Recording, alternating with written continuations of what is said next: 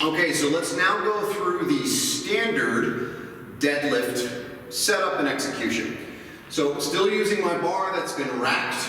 I've got my plates loaded here. I've got collars on both sides.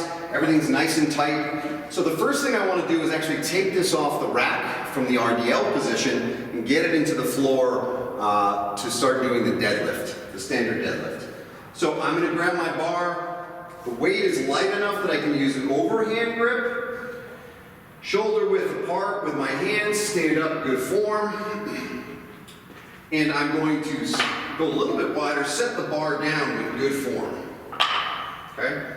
Now I'm going to pause. So I don't want to start lifting that way. I want to set up, kind of work through the setup. So with a deadlift, you'll note it's hard to see from there, but the bar itself comes to about just lower than mid-shin. That's the starting position. Now, if you're tight in your hamstrings and you have some other restrictions, this may be too low for you. Remember, we've got to keep a neutral spine the whole time. So I don't want to see any compensatory action from the spine. I never want to see this rounded spine. That's an absolute no-no and a surefire way to destroy the discs in your spine and cause disc trauma later on in life, if not acutely in the event that the load is really, really heavy. Okay? So the standard deadlift, again, find your stance. Could be a little similar to the squat setup. I'm bringing this bar right up against my shins,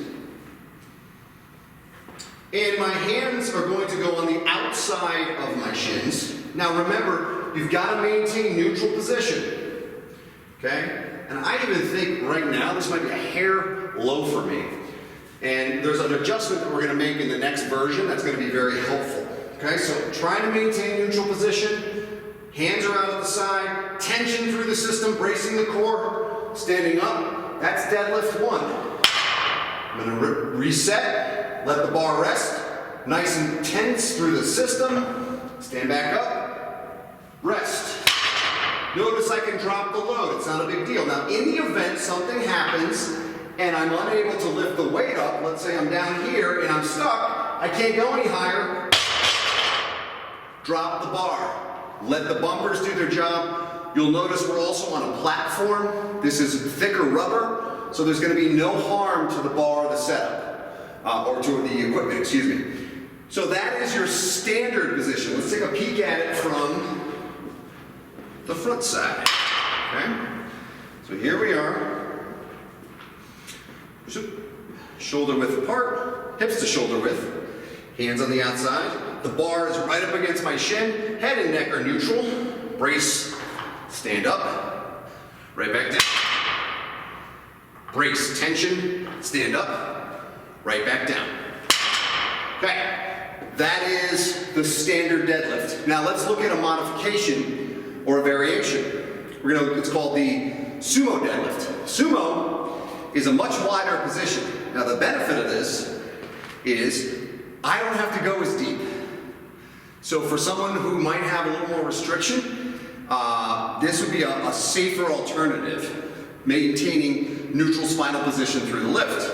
But notice my feet are wide, my toes are pointed out, 45-degree angle. My grip now goes inside between my legs. So the bar gets pulled up and I'm gonna go reverse grip on this one, or offset grip, and grab my bar. You'll notice I'm now grabbing a little bit more in the center. That's normal. Because this is the most comfortable position for me. I've got a little bit of the knurling here, but not all of it. I pull the bar into my shins, brace my core, I pull my lats down and together, stand up, right back down. Do a few more of those, and then we'll show you the other position. Good. Now let's show you the lateral view. Okay. So set up, feet are much wider.